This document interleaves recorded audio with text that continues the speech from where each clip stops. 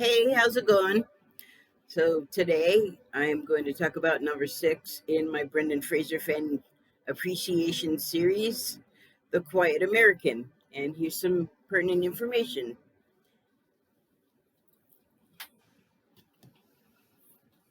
At the top, you will see my YouTube disclaimers and then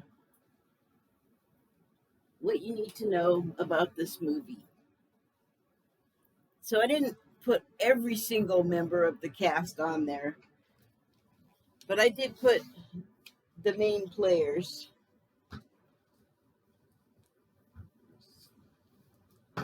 One second. There we go.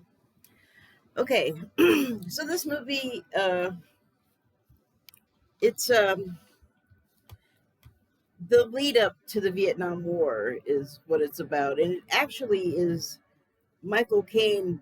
You may have noticed I put at the top of the cast list because he really is the main star, the star, and Fraser's the co-star.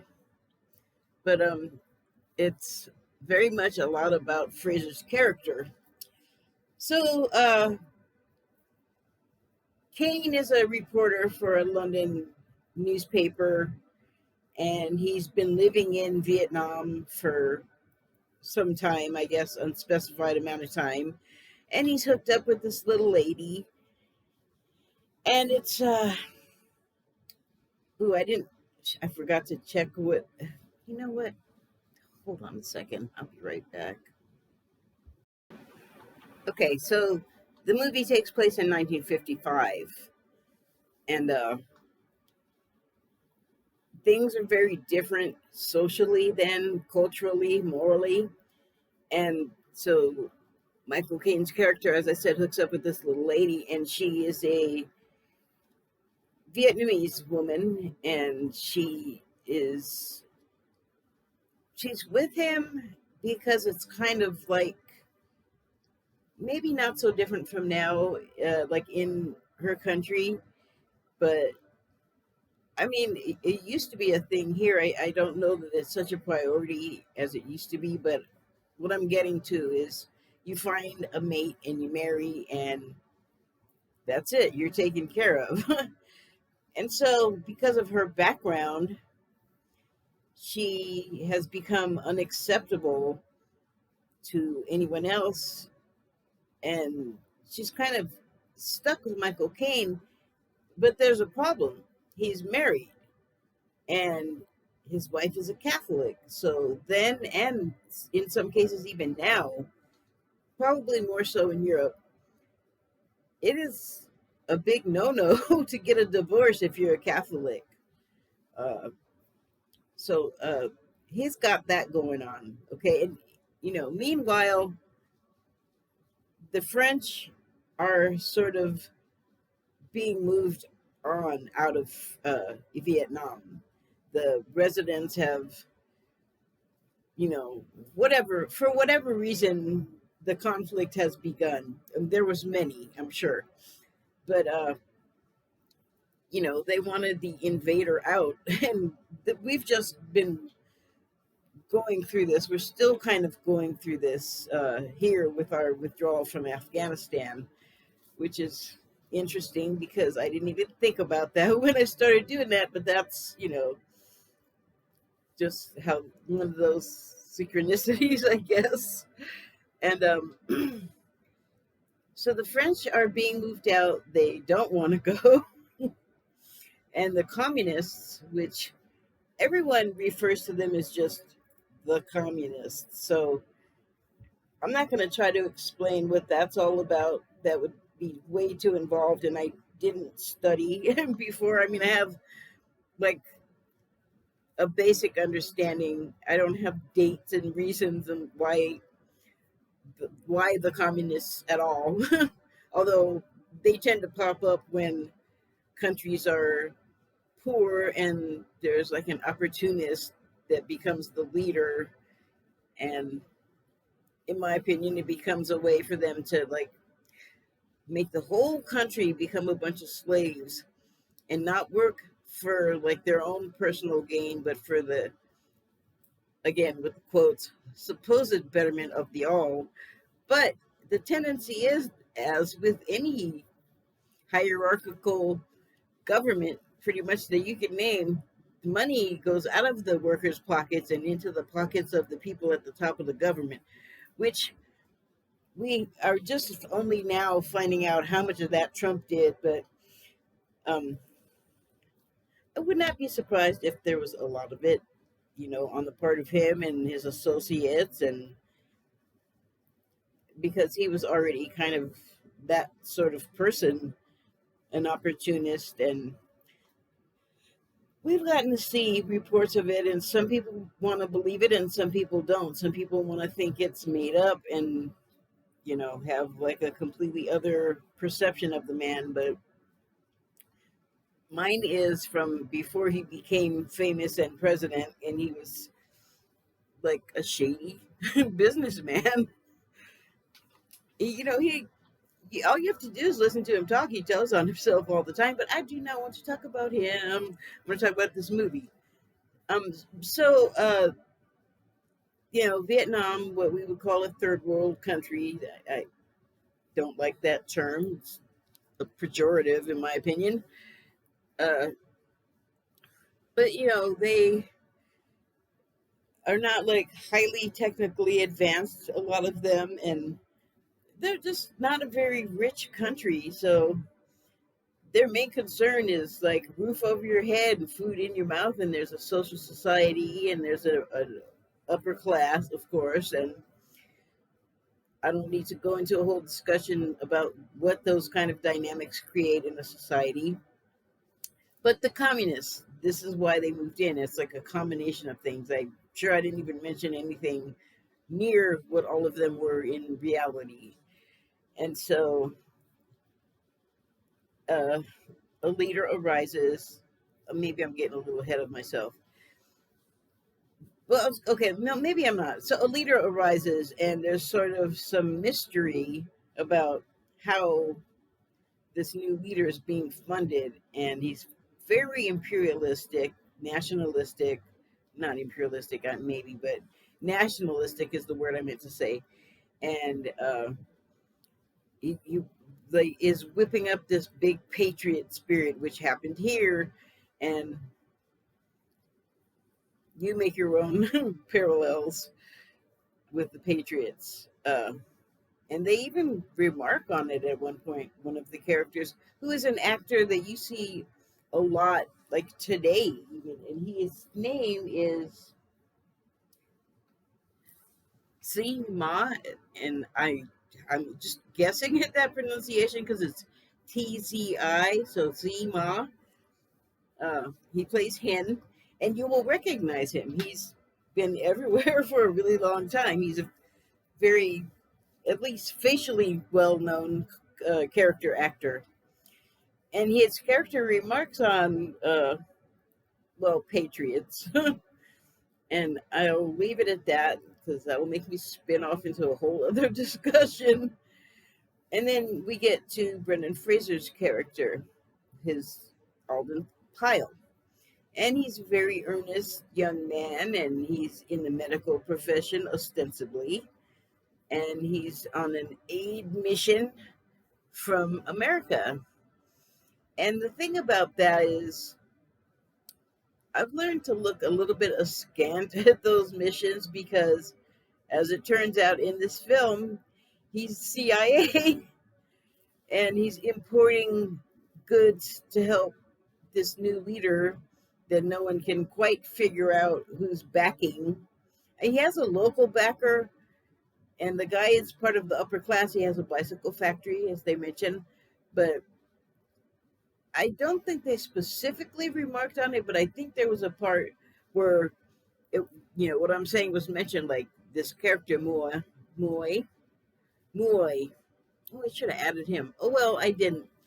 Anyway, Mr. Muoi has a bicycle factory, and I remember in the conversation after that was let out into the world, there was skepticism on the faces.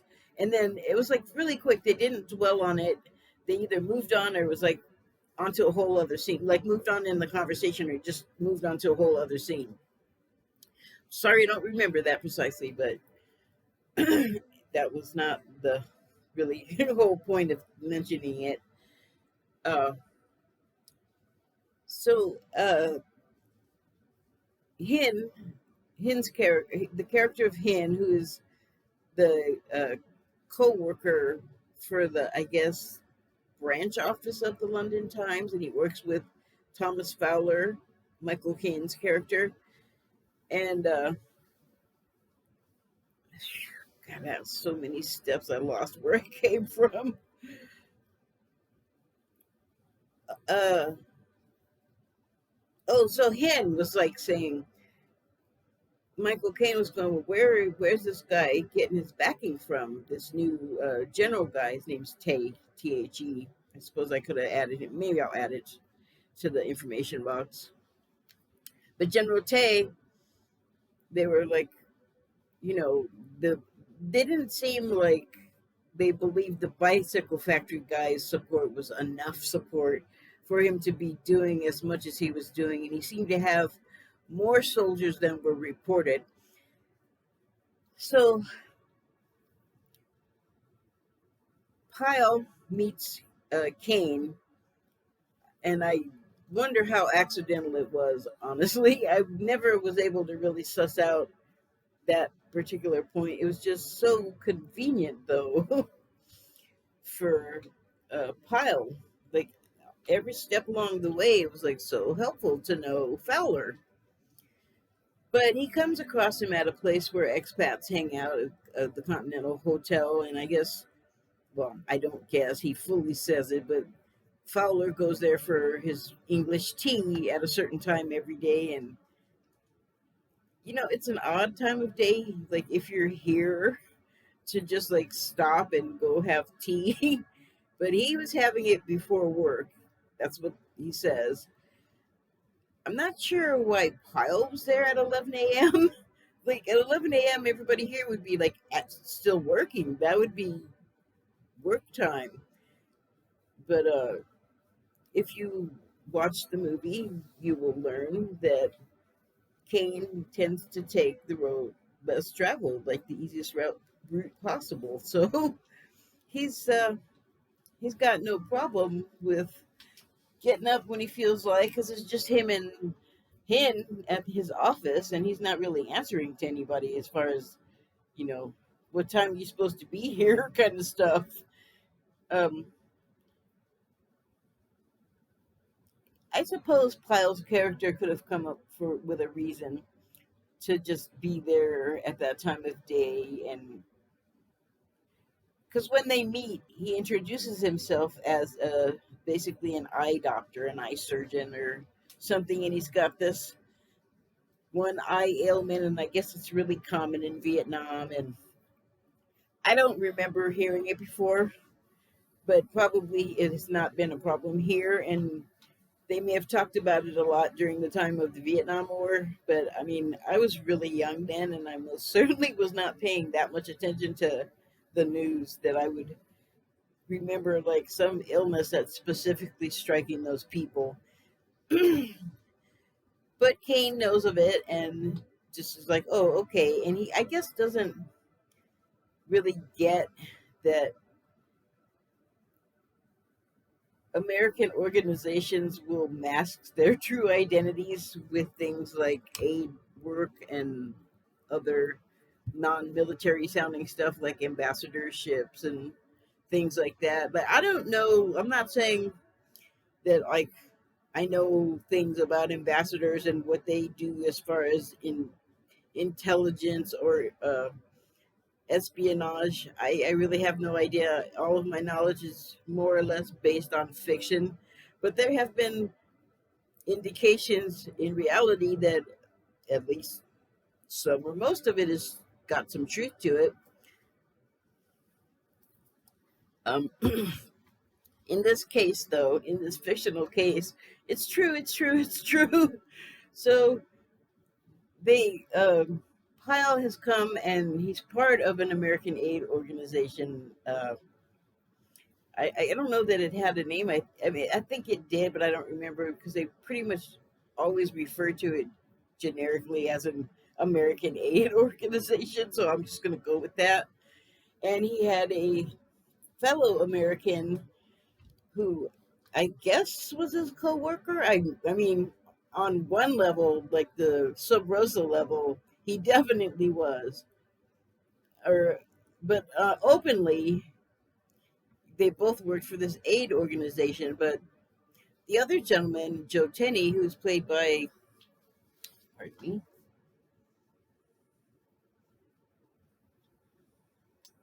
come on, brain, Robert Stanton, who's another very prolific character actor and like kind of a comedic guy. You'll see him. I've seen him in commercials. I've seen him in lots of things, and you'll totally recognize his face. And he's like one of those Dick Clark guys that doesn't seem to age. It looks the same. I mean, his hair hasn't changed color, or he dyes it. Probably there's dye involved because Hollywood. But I mean, these days, back then he was young. God, he looked the same as you'll see him today. It's really amazing. Uh, he's just like an American guy in a suit, and he looks like a narc or a agent of some sort. Like the character just does. And that was before I had an inkling of really where it was going because while I did see it, it came out in 2002, and I think I probably did have cable by then. And I did see it. It was short, well, it was after it came out. So back then, they didn't rush theatricals to cable as fast as they do now, like at all. So it would have been like at least a year old when I saw it. And I wasn't old enough or with it enough to catch all of the nuance as far as the politics.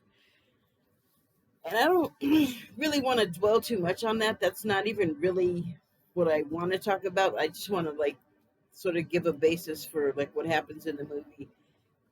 So what ends up happening just in a nutshell is that Fowler and his partner Hin eventually figure out that they are OSS, which is the old name for our CIA. And I guess in 1955 is when it made the transition from OSS to CIA. But I think Hen kind of had the hint all the time. Like he knew, like, well, there's rumors he did say about who was backing General Tay. And if you think about it, who hates communism most? Who's going to go in there and back somebody big and loud and come in to help? You know, quickly. Reagan made a comment one time that the worst words you'll ever hear, or worst 4 words, or whatever, 5 words. We're the government and we're here to help. Well, that's what we kind of do. We go to other countries, and that's what this aid organization was doing. It's like what he was saying was that they're not going to be helpful, they're going to be destructive. But it's ironic, and still Republicans do it today. They talk so much head about government. Hi, you are a government. You have a title as a government official. And that just rolls right over people. Like, they don't even notice. It's like beyond irony. It's like, hey, stupid, I'm right in your face and you don't even get it. Like Reagan was telling him, we're going to screw you. Like when we come in, expect to get screwed. That's how I interpreted it when he said it, and I heard it like in real time, and it still rings true and wrong today. So that little digression is over. Please let me get back to what I want to talk about. So now you know like the basic plot of the movie and where it's going and the implications that it had then. If you can extrapolate, we are still experiencing reverberations, results of what we did then, like even now today. If not from there, but I'm sure from Vietnam, from Southeast Asia. I remember we were in so many places, like helping. Our government was helping. You get the idea. But what I really want to talk about is, before I watched this, I watched, as I normally do when she has a video out, uh, psychic astrologer Denise Siegel. And she came on just to talk, and I will include the title of the video in the information box, but not the link, because she talks about a lot of stuff that does not pertain to what I'm talking about here. But a lot of her discussion was on what she termed the war on women, and then she defined why she said that. But I mean, it's hard to miss today, like the new Texas abortion ban, bounty hunter, wild, wild west uh, situation in Texas where, oh my God, I can't believe. I'm thinking this is the Christians mainly, because they get so upset about people who decide that they need to terminate a pregnancy. But it's like there's so much interference in like what women want to do, and you just there are so many ways that we are like prevented from acting freely. Like everybody's got a comment about what you wear or how you behave or who you're with or what you're doing with your life.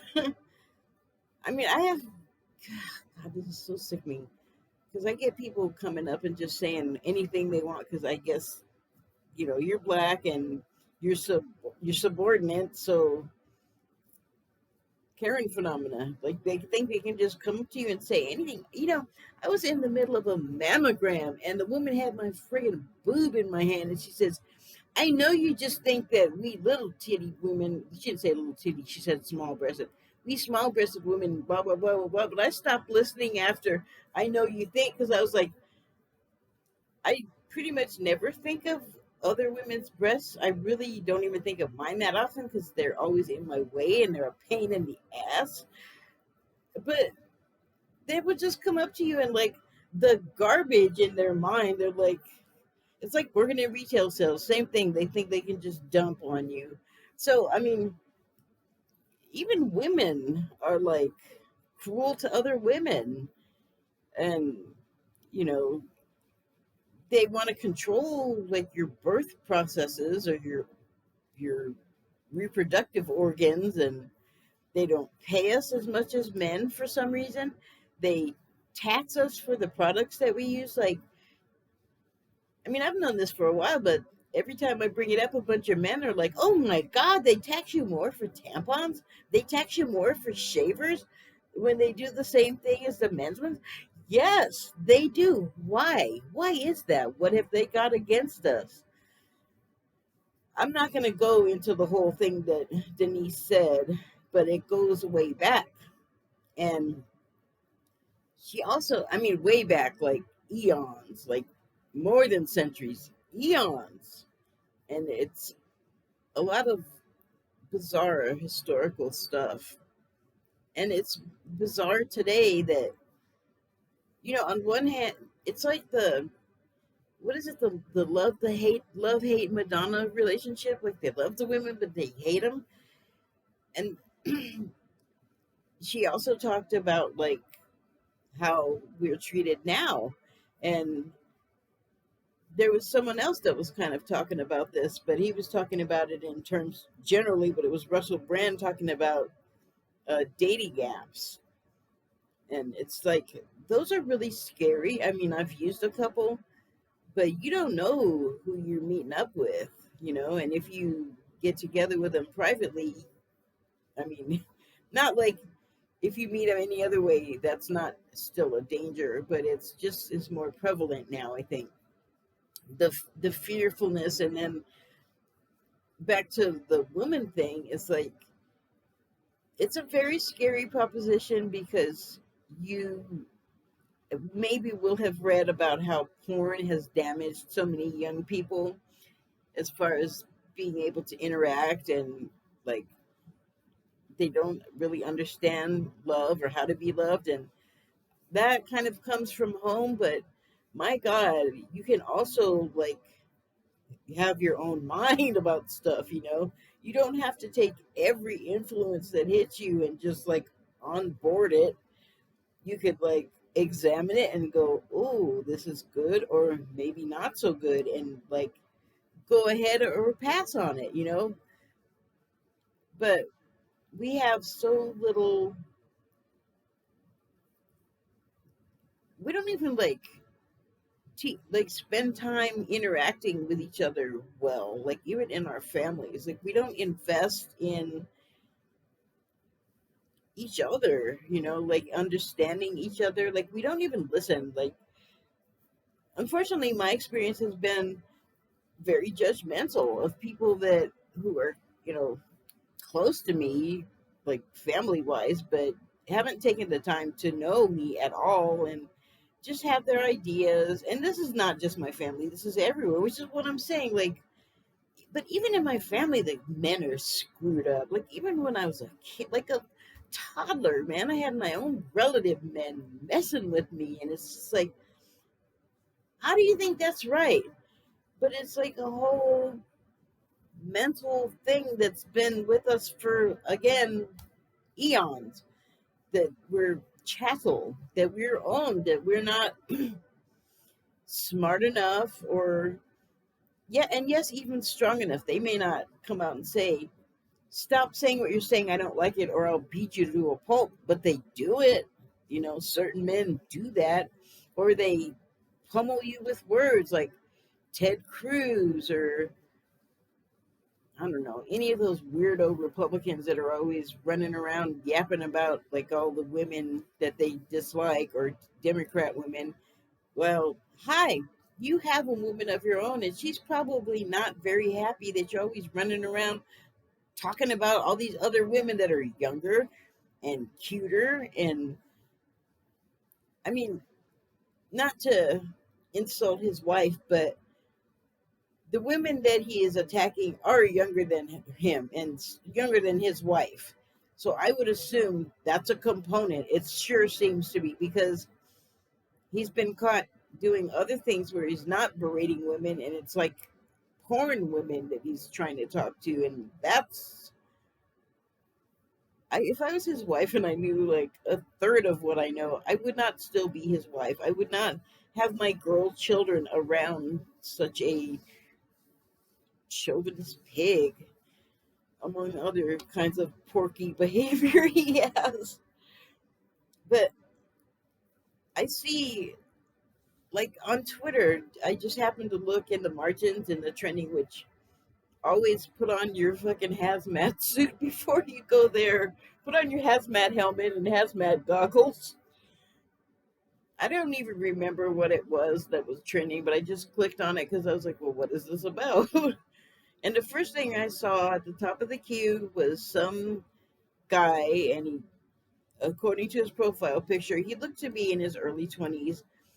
And completely out of context, of course, he says, I hate women because something happened to me that this other woman did to me when I was a child. And I was like, well, at least he understands what happened to him, but he's just like, I'm just going to go ahead and blame them all, because even if they weren't there and have no idea of me or what happened, I'm going to make sure they think badly of me first and be shitty to them, because some woman they don't know and had nothing to do with did something to me that I can't let go of, or I can't process without taking it out on other people, which is not really processing it, it's just making it worse. Like, you want the women, but you talk to them like they're shit and treat them like shit. So then you're upset because they don't want to be around you.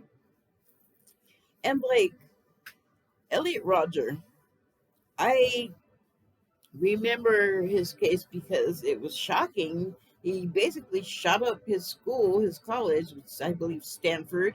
I know it was in California. Yeah, I'm pretty sure it was Stanford or Berkeley. It could have been. It was one of those. And he went to the school, and because like girls didn't want to go out with him and he tried to talk to them and he put them off, he blamed it on them.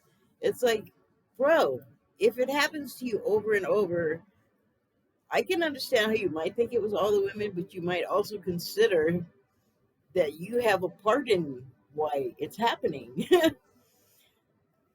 I have someone close to me that would talk about how many times it just what he'd like try and it wasn't happening and try and it wasn't happening, and finally I had to go because it's someone close to me. I was like, you know, wanting to be solicitous of them for that and care about what they were feeling, but at the same time I was like, bruh, if it keeps happening over and over, like, are you not a part of the situation when it happens? Like, if you, what about your behavior could you change? Do you think that would make it happen otherwise? And I don't know if they were ready to hear that, uh, but I stopped hearing about the escapades, their attempts. Um, so I don't know what that means. That that they don't want to hear it, which is not good. And other times I'll hear people, men, talking about like physically manhandling women or hurting them, like overpowering them or like hitting, and it's like, and then you expect people to come back and you expect them to just be all, oh, you're apologizing, okay. I mean, I understand there's a lot of different situations and there's some that like,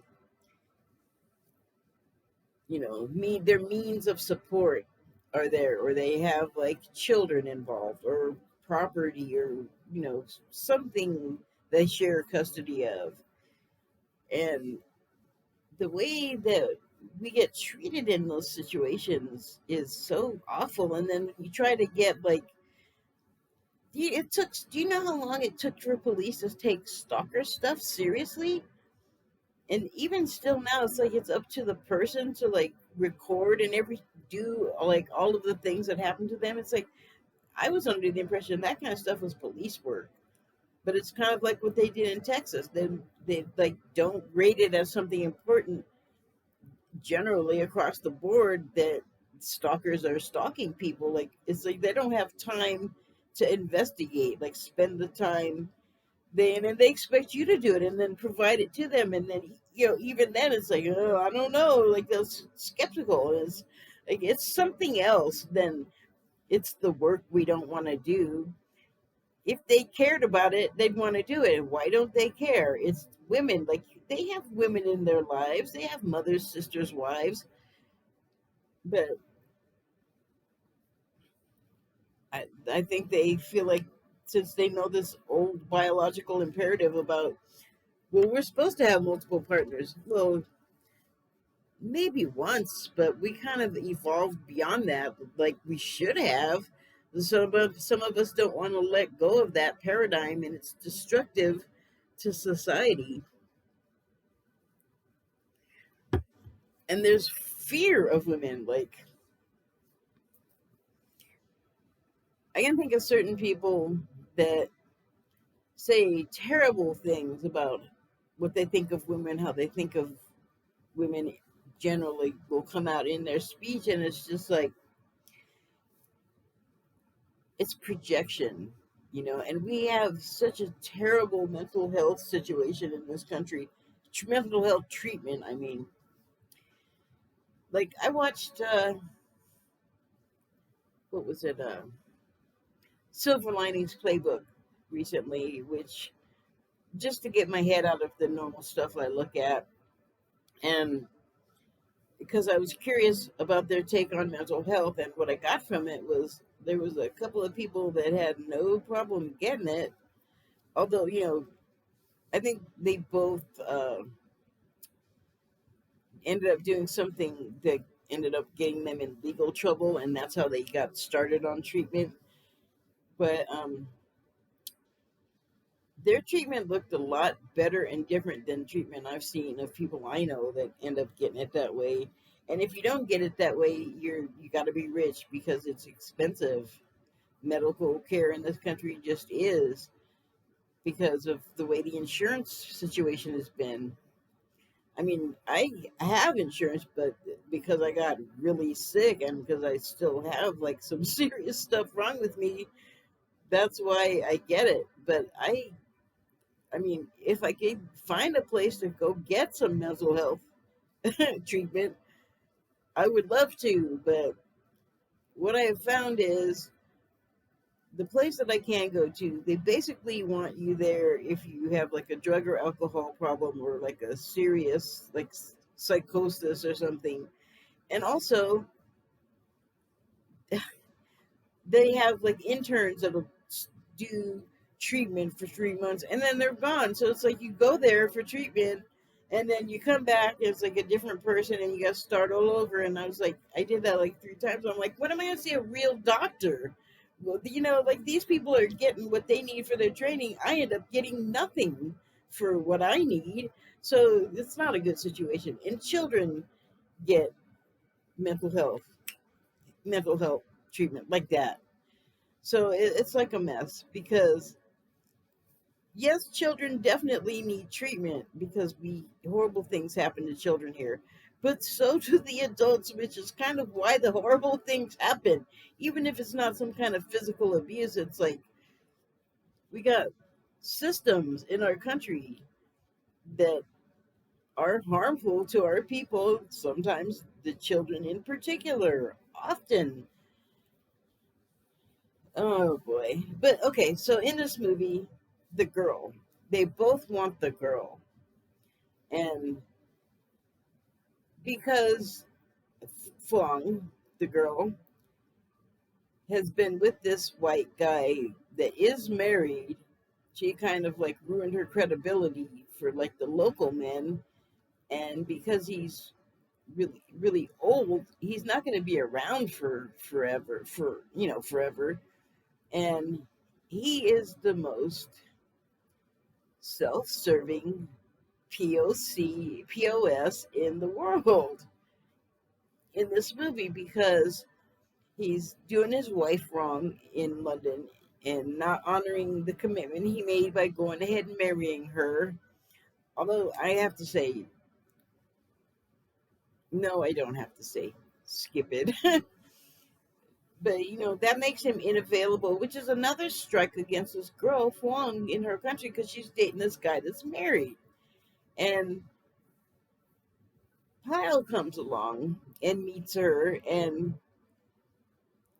he's, you know, this is like an actor within an actor situation because he's playing this guy that comes across all earnest and nice, and it's a total front. You find out later he's not who he says he is, but as he tells Michael Caine or Thomas Fowler, once he finds out or gets found out, he says, "Well, who is Thomas? Who really is who they say they are? Or who looks? No one is who they look like they are. I guess is what I'm trying to say. And what is he did say much more clearly because somebody wrote it down for him. But and this is the point that kind of moved me to come at this way. They have a conversation after a whole bunch of stuff goes on, but what Pyle ends up doing, like pretty quickly after meeting both of them, is Michael Caine invites Pyle out, and they go to this bar or restaurant, hotel that has a ballroom, and they have what they call taxi dancers, which is how Caine met uh, Fong, which is another strike against her because even though like they're not meant to be prostitutes and you're not even supposed to like touch them, you're supposed to dance with a proper 1955 distance among you and not no twerking, no rubbing and humping, like supposed to be real foxtrot and non-sexual. That alone almost is enough. And that's where Kane meets her. But they go to the place where she used to work because her sister runs the taxi dancing. And whatever, it's a local place they go to, I guess. And Pyle ends up having a few dances with Fuang. And he is already, you can tell when he gets a first look at her that he's interested. And then after he gets to dance with her and talk with her, he's totally charmed by her. And he learns of her situation as far as being marriable and attached to Fowler. And he says, well, to himself, I'm imagining that he says to himself, well, I'm young. I can marry her. I can give her a good life. And, there's only up for him, I'm sure, is what he was thinking. And really, when you're that young, that's basically the truth. You pretty much have nowhere to go but up unless you screw up. And that's one side of him that everyone gets to see. Um, but then you find out he's actually a CIA agent, and he's there and has caused a lot of the destruction.